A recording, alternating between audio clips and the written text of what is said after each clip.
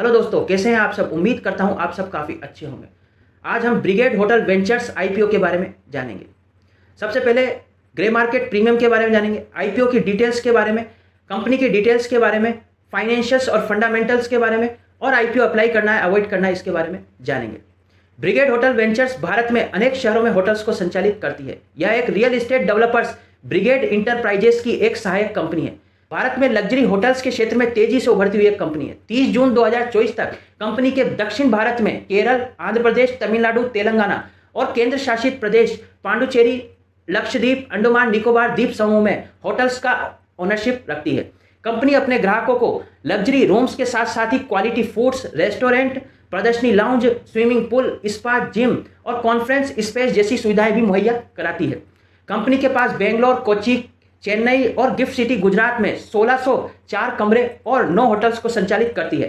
Company का market capitalisation 3418 crore रुपए का होगा। यदि वीडियो अच्छी लगे तो वीडियो को एक लाइक कीजिए और चैनल को सब्सक्राइब कीजिए। इसकी ग्रे मार्केट प्रीमियम के बारे में बात करते हैं तो इसकी ग्रे मार्केट प्रीमियम 11 से 13 रुपए के आसपास चल रही है। 14 से 15% के आसपास इसकी ग्रे मार्केट प्रीमियम चल रही है। ग्रे मार्केट प्रीमियम एक अनुमान पर आधारित होती है, यह फिक्स नहीं हो। आपको ग्रे मार्केट प्रीमियम के भरोसे नहीं रहना है।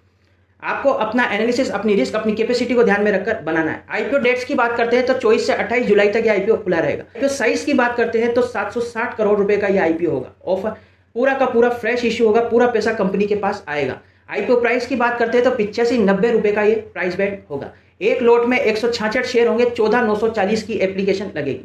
क्यूआईबी में 75%, एचएनआई के लिए 15% और रिटेल के लिए 10% पोर्शन रिजर्व रखा गया है। अलॉटमेंट डेट इसकी 29 जुलाई होगी और लिस्टिंग इसकी 31 जुलाई को होगी। आईपीओ के उद्देश्य की बात करते हैं तो कंपनी अपने कर्ज को चुकाने के लिए आईपीओ से प्राप्त पैसे में से 468 करोड़ रुपए का उपयोग करेगी और ब्रिगेड इंटरप्राइजेज में अपनी हिस्सेदारी खरीदने के लिए 107 करोड़ रुपए का उपयोग करेगी। इसके फाइनेंशियल्स की बात करते हैं तो इसके रेवेन्यू 2025 में 470 करोड़ का था, जो कि 2024 में 404 करोड़ का था। इसके रेवेन्यू में 2024 से लेकर 2025 तक में 16% का इंक्रीज हुआ है। प्रॉफिट आफ्टर टैक्स की बात करते हैं तो 2025 में प्रॉफिट आफ्टर टैक्स 23 करोड़ था और 2024 में 31 करोड़ रुपए प्रॉफिट आफ्टर टैक्स था। इसके प्रॉफिट आफ्टर टैक्स में 2024 से 2025 तक में 24% का गिरावट दर्ज की गई है। बोरोइंग्स की बात करते हैं तो कंपनी पर 617 करोड़ रुपए का कर्ज 2025 में है। आईपीओ के बाद 468 करोड़ रुपए का कर्ज कंपनी आईपीओ से प्राप्त राशि में से चुका देगी। 150 करोड़ रुपए का कर्ज आईपीओ के बाद कंपनी के ऊपर रहेगा। प्रॉफिट मार्जिन की बात करते हैं तो प्रॉफिट मार्जिन 2025 में 4.98% का रहेगा। आरओसीई की बात करते हैं तो 13.62% आरओसीई है। Return on capital employed, return on capital employed का मतलब यह होता है कि यदि आपने कंपनी में 100 रुपए लगाए तो आपको 13 रुपए 62 पैसे आय प्राप्त होगी। डेट टू इक्विटी रेशो की बात करते हैं तो 7.40 डेट टू इक्विटी रेशो है। एक से अधिक डेट टू इक्विटी रेशो को ज्यादा माना जाता है। कंपनी पर कर्ज काफी अधिक है। आईपीओ से प्राप्त राशि में से 468 करोड़ रुपए का उपयोग कंपनी के कर्ज को चुकाने के लिए किया जाएगा। पीई रेशो की बात करते हैं तो आईपीओ के पहले 125 के पीई पर होगा। प्रमोटर्स होल्डिंग आईपीओ के पहले 95.26% की होगी, जो आईपीओ के बाद घटकर 74% की रह जाएगी। प्रमोटर्स अपना 20% स्टेक बेच रहे हैं। पीयर ग्रुप की बात करते हैं तो द इंडियन होटल 87 के पीई पर है, ईआईएच 75 के पीई पर है, चैलेट होटल 139 के पीई पर है, सामी होटल्स 51 के पीई पर और एपीजे सुरेंद्र पार्क 60 के पीई पर है। यह कंपनी 125 के पीई पर अपना आईपीओ ला रही है।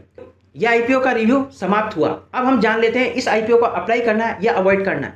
यदि आप शॉर्ट टर्म निवेशक हैं और केवल लिस्टिंग गेन के लिए पैसा लगा रहे हैं तो आपको क्यूआईबी के पोर्शन पर नजर रखना होगा। यदि आप लॉन्ग टर्म निवेशक हैं और 1 से 3 साल की लंबी अवधि के लिए निवेश करना चाहते हैं तो कंपनी के पॉजिटिव्स और नेगेटिव्स को जान लेते हैं। कंपनी के मेरियट, एकॉर्ड, आईएचजी जैसे बड़े लग्जरी होटल्स ब्रांड के साथ पार्टनरशिप है। Luxury high class hotels provide करवाती है। हवाई अड्डों के पास और आईटी पार्क और हवाई अड्डों के पास इनके होटल्स स्थित है। यह सबसे बड़ा पॉजिटिव पॉइंट्स है। कोविड के बाद लग्जरी होटल्स की मांग में तेजी से बढ़ोतरी हुई है। अब इसके नेगेटिव्स, रिस्क की बात करते हैं। दक्षिण भारत के बाहर कंपनी बहुत ही सीमित क्षेत्र में काम कर रही है। एयरबीएनबी और ओवायो जैसे होटल्स इसके कंपटीशन में शामिल हैं। हाई ऑपरेटिंग कॉस्ट है। पर्यटन में उतार चढ़ाव, आर्थिक महामारी और आर्थिक मंदी भी इस होटल बिजनेस के लिए बहुत ही संवेदनशील बिंदु है।